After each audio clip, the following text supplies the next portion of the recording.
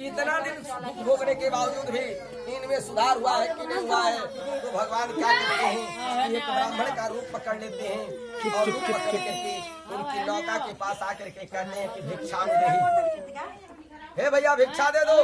साधु बनिया कहते हैं कि चलो हटो यहाँ से, यहाँ भिक्षा उक्षा नहीं मिलता है। कहते हैं कि अरे भैया नौका में क्या लेकर के जा रहे हो, तो देने लायक कुछ भी नहीं है। भगवान कहते हो, साधु बनिया कहते हैं कि नहीं जानते हो, हम बनिया की जात है, धनिया लौंग लाची तेजपात धर्रा बहरा मुलहठी यही सब लेकर के जा रहे हैं, देने लायक कुछ भी नहीं है कि तुम। भगवान कहते हैं कि ये वो मस्त ऐसा ही हो, जो नौका कुछ दूर आगे को बढ़ती है तो उसमें लता पता भर जाता है। देख करके साधु बनिया मूर्छित हो जाते हैं। अपने दामाद से कहते हैं क्या हो गए। दामाद कहता है कि जैसा आपने कहा वैसा पाया, 2 पैसा देने के लिए आपने झूठ बोल दिया कि मेरे पास नहीं है, उसी का परिणाम मिला है। कहते हैं कि हे प्रभु उस ब्राह्मण को ढूंढो। ढूंढते हैं लोग, उसी दूरी पे वो भगवान तो ब्राह्मण के भेष में थे, मिल जाते हैं। उनको साष्टांग प्रणाम करते हैं लोग और प्रणाम करके कहते हैं कि तन माया मोहिता सर्वे ब्रह्मादास त्रिदियो कसा न जनान्ति गुणं रूपं तमाचर्यमिदं प्रभो मूढ़ोऽहं त्वं कथं जाने मोहिता च माया प्रसीदहि पूजहि श्यामि यथा विहो विस्तरैव पूरा वित्तं सर्वत्राहि मां शरणागतं श्रुत्वा भक्तियुक्तं वाक्यं प्रत्युष्टो जनार्दनः। कहते हैं कि हे भगवान आपके रूप को बड़े बड़े ऋषि मुनि महात्मा नहीं पहचान सके, तो हम तुच्छ प्राणी क्या पहचान सकते हैं। हे प्रभु हमें क्षमा कर दीजिए। त्राहिमाम करके पैरों पर गिर पड़ते हैं। तब भगवान कहते हैं कि सुनो, हम थोड़ी देर बाद आपको फोन करते हैं, ठीक है। हेलो कहते हैं, साष्टांग प्रणाम करते हैं और कहते हैं कि हे प्रभु आपके रूप को मैंने नहीं पहचान पाया, आपके रूप को बड़े बड़े ऋषि मुनि महात्मा नहीं पहचान सके, तो हम तुच्छ प्राणी क्या पहचान सकते हैं।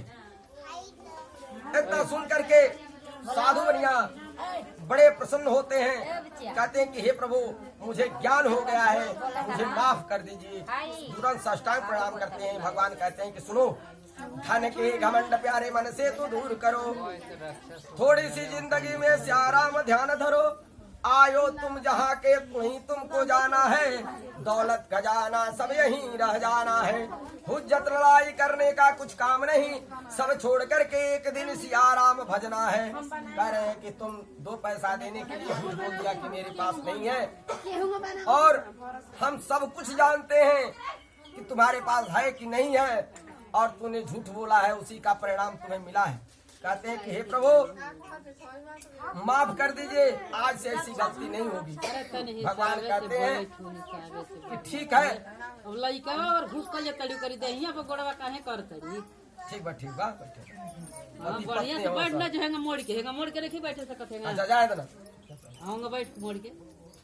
कहते हैं भगवान बोले वृंदावन बिहारी लाल की जय। अब जो है भगवान उनको समझाते हैं, तो कहते हैं कि ठीक है प्रभु आज से ऐसी गलती मैं नहीं करूंगा। और उसी दिन से वह साधु बनिया वहाँ से आगे को बढ़ते हैं। और जब गांव के समीप जाते हैं तो अपनी पत्नी लीलावती और बेटी कलावती को खबर देते हैं कि हम लोग घाट पे आ गए हैं, सामान उतारने के लिए आओ। जब लीलावती कलावती सुनती है तो लीलावती अपनी बेटी कलावती से कहती है कि हे कलावती सुन, तो पंडित जी को बुला करके व्रत पूजन करा और मैं घाट पे चल रही हूँ सामान उतारने के लिए। वह चल देती है घाट पे सामान उतारने के लिए, और इधर बेटी का मन भी पूजन में नहीं लगता है। वही पंडित जी से कहती है कि हे पंडित जी जैसे तैसे पूजन कर दीजिए, मैं घाट पे जाऊंगी। जब वो घाट पे चलती है तो न किसी को प्रसाद बांटती है, न अपने प्रसाद पान करती है, न ब्राह्मण को दान दक्षिणा देती है। सब कुछ वैसे ही छोड़ छाड़ करके वो भी घाट पे चल देती है। जब घाट पे जाती है तो सारा सामान उतर जाता है, लेकिन नौका से दामाद जो है डूब जाते हैं। जब डूब जाते हैं तो बेटी रोने लगती है और रो करके अपनी माँ से कहती है कि आ निकाठ मत चिता सजाओ देहुन अन्न लगाई। कहती है कि हे मातेश्वरी काठ मंगा करके चिता सजा दो, अग्नि प्रज्वलित कर दो। जब पति नहीं तो मैं जी करके क्या करूँ।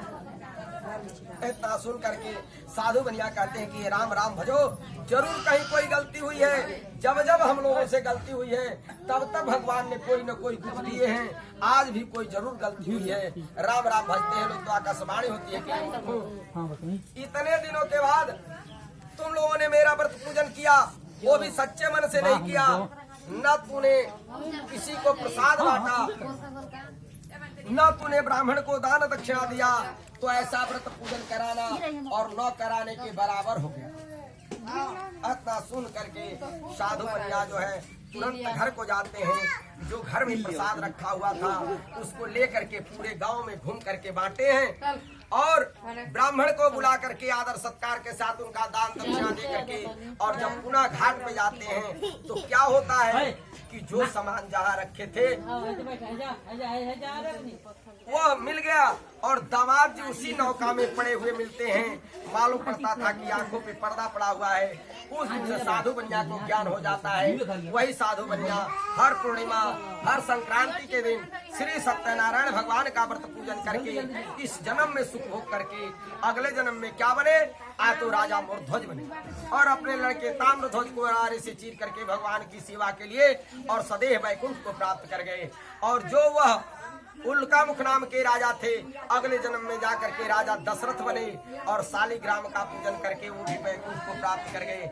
तो जो श्री सत्यनारायण भगवान के व्रत सच्ची श्रद्धा से कहता करता सुनता है तीनों अंत समय में मोक्ष को प्राप्त कर लेते हैं। बोलिए वृंदावन बिहारी लाल की जय, बोलिए आनंद कंद भगवान की जय, बोलिए श्री सत्यनारायण भगवान की जय।